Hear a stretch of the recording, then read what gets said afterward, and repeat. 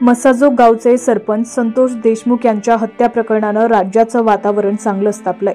मंत्री धनंजय मुंडे यांचा निकटवर्तीय वाल्मिक कराडवर खंडणीचा गुन्हा दाखल करण्यात आलाय। या प्रकरणी धनंजय मुंडेंनी राजीनामा द्यावा अशी मागणी जोर धरतीये। संतोष देशमुख यांच्या हत्येच्या निषेधार्थ राज्यात ठिकठिकाणी मोर्चे निघत आहेत। आज जालना इथं मराठा क्रांती मोर्चा आणि सकल मराठा समाजातर्फे महाआक्रोश मोर्चाचं आयोजन करण्यात आलं होतं। या मोर्चात सरपंच संतोष देशमुख यांची लेक वैभवी धाय मोकून रडली। भर सभेत वैभवीनं वडिलांची माफी मागितल्यानं उपस्थितांच्या काळजाचं पाणी पाणी झालं। वैभवी म्हणाली, मी स्वतःला अतिशय भाग्यशाली समजते की मी देशमुख कुटुंबियांची लेक आहे, माझ्या आई वडिलांची मुलगी आहे। फक्त आज मला एका गोष्टीची खंत वाटते की आज माझे वडील माझ्या सोबत नाहीत, आमचा आनंद आमच्या सोबत नाही। पप्पा, आज तुम्ही जिथे कुठे असाल तिथे कायम जसे हसता तसेच हसत राहा। आम्हाला देशमुख कुटुंबाला माफ करा की आम्ही तुम्हाला वाचवू शकलो नाही। आम्ही ज्यावेळी रस्त्याने जाताना आम्हाला धक्काबुक्की होऊ नये म्हणून सर्वजण आमची काळजी घेत होते। आज जसे तुम्ही आमच्या पाठीशी उभे आहात तसेच कायम उभे राहा। आज आम्हाला फक्त चालताना धक्काबुक्की झाली तेव्हा आम्हाला कळालं की गर्दीतून चालताना किती त्रास होतो। माझा फक्त आरोपींना एकच सवाल आहे की माझ्या वडिलांचा इतका छळ करून का मारलं? माझ्या वडिलांचा छळ करून मारलं, त्यांना किती वेदना झाल्या असतील, त्यांना का एवढा त्रास दिला? असा सवाल देखील वैभवीनं आरोपींना विचारलाय।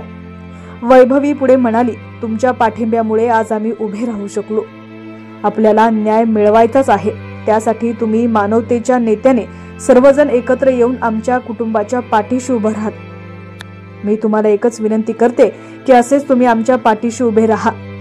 तुम्ही आम्हाला खूप सहकार्य केलं, असंच सहकार्य करत राहा। तसेच तुम्ही आमच्या कुटुंबाच्या पाठीमागे राहा आणि तुम्ही सर्वांनी आम्हाला खूप सहकार्य केलं, असंच सहकार्य करा। आम्ही ज्यावेळेस रस्त्याने चालतो त्यावेळेस आम्हाला धक्काबुक्की होऊ नये म्हणून तुम्ही लोकांना हात जोडून विनंती केली की आम्हाला चलू द्या, त्यासाठी सुद्धा मी तुमचे आभार मानते। आज जसे तुम्ही आमच्या पाठीमागे आहात तसंच कायम राहा।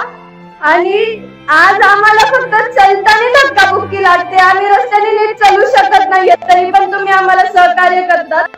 पण माझा एक प्रश्न आहे, जे आरोपी असतील किंवा माझ्या वडिलांची हत्या ज्यांनी केली त्यांना मी एक प्रश्न विचारते, का तुम्ही माझ्या वडिलांना इतकं छळ करून मारलं?